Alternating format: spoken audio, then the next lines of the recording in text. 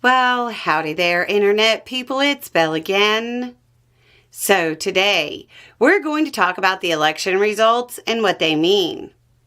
The short version is that it was a Democratic landslide from coast to coast. In New York City, Mamdani won with about 50% of the vote, beating out the nearest candidate by about 9 points. In New Jersey, Sherrill won the governor's race, beating the Republican candidate by about 13 points. In Pennsylvania, in elections that were technically nonpartisan, 3 judges that were elected as Democrats got to stay on the bench for another 10-year term. That keeps the Pennsylvania Supreme Court majority liberal. They were all retained by about 20 points.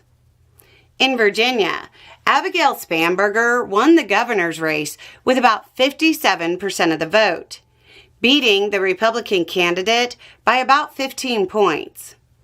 In the lieutenant governor's race, Ghazala Hashmi won with about 55% of the vote. Even in the attorney general's race, where the Democratic candidate was hit by controversy late in the campaign, Jay Jones still beat the Republican candidate by about 6 points. In the Texas House 18th District special election, no clear winner has emerged, which means it's going to runoffs. Both candidates in the runoff will be Democrats. The big ballot question is, of course, Prop 50 in California. It also passed in an absolute landslide, setting the stage for California to redistrict.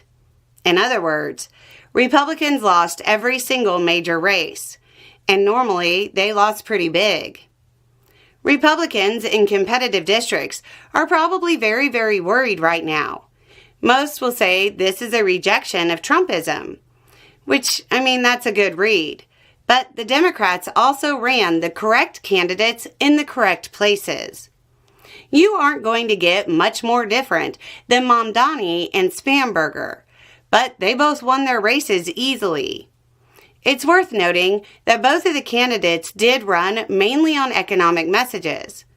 Hey, who would have guessed that the ex-CIA candidate would do well in a state where like half the CIA retires to, while running on an economic message during a government shutdown in a state with a bunch of government employees?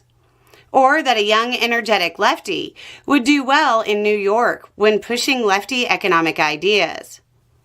It's a combination of 2 political truisms. All politics is local, but it's the economy, stupid. Chuck Schumer came out immediately last night to declare the results a, quote, repudiation of the Trump agenda. Yes, it is. But Democrats can't just run on, we're better than Trump. So is Nixon. That doesn't mean anything.